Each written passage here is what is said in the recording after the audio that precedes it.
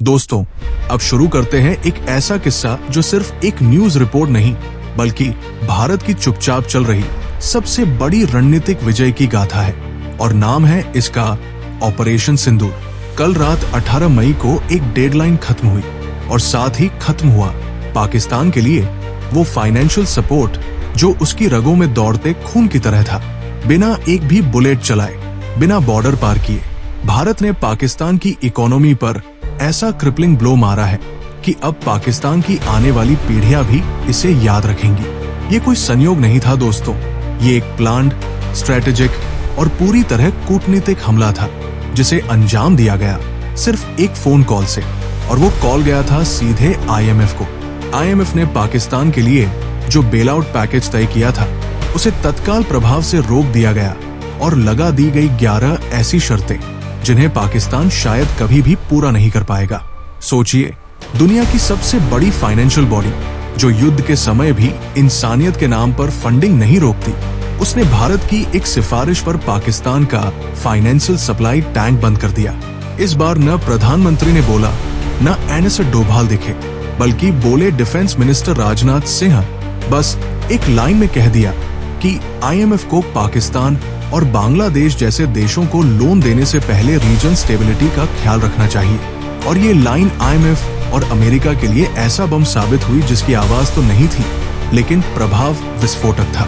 पाकिस्तान, जो युद्ध के बीच में भी IMF से लोन उठाता रहा है, उसे अब कहा गया कि पहले अपनी रक्षा खर्चों को कम करे, फूड और एजुकेशन में इन्वेस्ट करे और टेरर फंडिंग रोक दे, तब जाकर एक फूटी कौड़ी मिलेगी।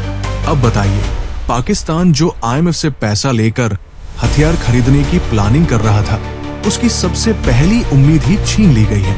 और सबसे मजेदार बात ये कि IMF ने अपने ऑफिशियल डॉक्यूमेंट में लिखा है कि बढ़ते भारत पाक तनाव के चलते पाकिस्तान की इकोनॉमिक स्टेबिलिटी अब खतरे में है, इसलिए फंडिंग रोकी जा रही है। यानी भारत की कूटनीति अब सिर्फ शब्दों से नहीं, अर्थशास्त्र से वार करती है। दोस्तों, पाकिस्तान को 11 शर्तों की लंबी लिस्ट दी गई है। डिफेंस बजट में कटौती, कृषि आय पर टैक्स लगाना, शिक्षा और स्वास्थ्य पर खर्च, पार्लियामेंट्री अप्रूवल के बिना खर्च न करना, और बिजली का रेट 70 से 80 से 100 रुपए यूनिट तक बढ़ाना। और ये सब तब जब पाकिस्तान की आवाम पहले ही गेहूं, दाल और दूध के लिए सड़कों पर है। अब जब बिजली 100 रुपए यूनिट की होगी तो फैक्ट्रियां बंद होंगी, एक्सपोर्ट रुकेंगे और जो थोड़ी बहुत अर्थव्यवस्था सांस ले रही थी वो भी वेंटिलेटर पर चली जाएगी।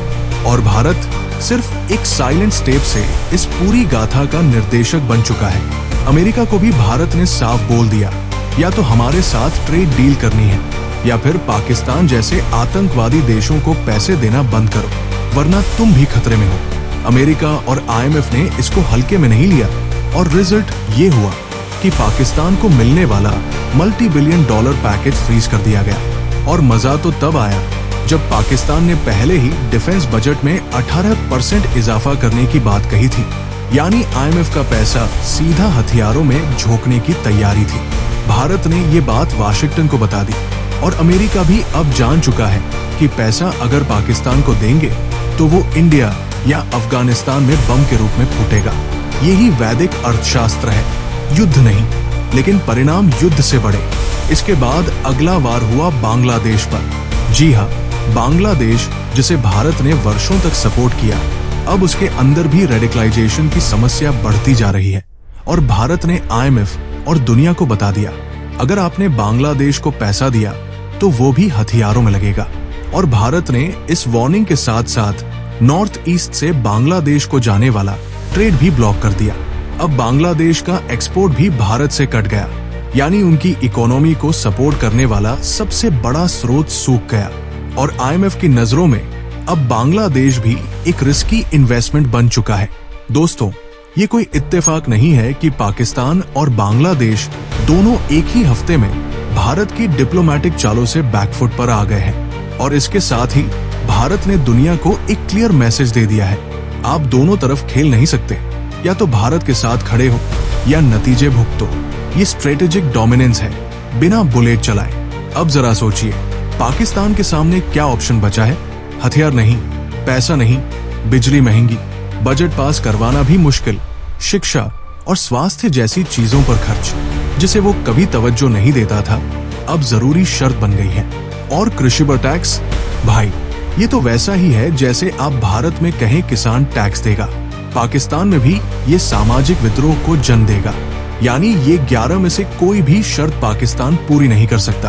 अब वो IMF के पैसे कभी नहीं पाएगा और बिना पैसे के उसकी सेना, उसका डीप स्टेट और आतंक का नेटवर्क सब दम तोड़ देंगे। यही कारण था कि भारत ने युद्ध विराम की बात तब रखी जब ऑपरेशन सिंदूर का अगला फेज, ये इकोनॉमिक वारफेयर शुरू किया गया। पाकिस्तान की आर्मी, जो उसकी बैकबोन थी, अब उसी के खिलाफ IMF खड़ा हो गया है और IMF अब फैसला ले रहा है कि पाकिस्तान को कितनी बिजली मिलेगी, कितने पैसे मिलेंगे और वो कहां खर्च होंगे। अब पाकिस्तान की संप्रभुता खुद वाशिंगटन के कागजों में बिक चुकी है। दोस्तों, अब जब दुश्मन पैसे के लिए तरसेगा, तब वो अपने ही देश के अंदर से टूटेगा। और ये रणनीति भारत ने बिना एक भी सोल्जर भेजे लागू कर दी है। और अब ऑपरेशन सिंदूर का अगला टारगेट है बांग्लादेश।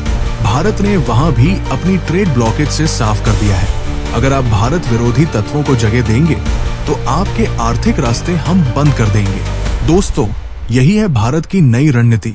शब्द बन गए हैं शस्त्र और ट्रेड बन गई है तलवार। मोदी जी, राजनाथ सिंह और पूरी कूटनीतिक मशीनरी आज दुनिया की स्क्रिप्ट नहीं पढ़ रही, वो स्क्रिप्ट खुद लिख रही है। भारत अब पीछे नहीं बैठा कि क्या होगा, भारत तय कर रहा है कि क्या होगा। और अब जब IMF भी भारत के इशारों पर चलता नजर आ रहा है, तो ये मान लीजिए कि इंडिया अब वर्ल्ड बैंक या IMF जैसे संस्थानों के लिए सिर्फ एक क्लाइंट नहीं, एक पॉलिसी मेकर बन चुका है। और अब हमारे दुश्मन, बाहर वाले और अंदर बैठे गद्दार, दोनों को एक साथ धकेलकर बाहर निकाला जा रहा है। रोहिंग्या हो या अवैध बांग्लादेशी, सबको समुद्र के रास्ते स्विम करा के भेजा जा रहा है। और सुप्रीम कोर्ट भी अब बार बार एक ही याचिका लाने वालों को झिड़क रहा है। यानी कानून भी अब भारत के पक्ष में खड़ा है। दोस्तों, अब पाकिस्तान डेस्परेट होगा, वो चाइना के पास जाएगा। लेकिन चाइना खुद इकोनॉमिक क्राइसिस से जूझ रहा है। टेरर प्रॉक्सीज फिर एक्टिव होंगे, लेकिन इस बार भारत पूरी तैयारी में है। और मजेदार बात यह है कि अब तो असदुद्दीन ओवैसी जैसे लोग भी भारत की भाषा बोलने लगे हैं। जब घर के अंदर बैठे विरोधी भी देश के साथ खड़े हों, तो समझ लीजिए कि नीति सही दिशा में जा रही है। अब ये युद्ध सिर्फ हथियारों का नहीं, ये युद्ध है करेंसी का, नरेटिव का, और भारत तीनों में जीत रहा है। अब सवाल ये नहीं है कि पाकिस्तान बचेगा या नहीं, सवाल है कि पाकिस्तान की टूटन कितनी तेज होगी। और भारत अब केवल प्रतिक्रिया नहीं देता, अब भारत निर्णय लेता है। ये है वैदिक अर्थशास्त्र का सबसे सटीक उदाहरण, जहां आप बिना तलवार खींचे दुश्मन को मात देते हैं। जय हिंद, जय भारत।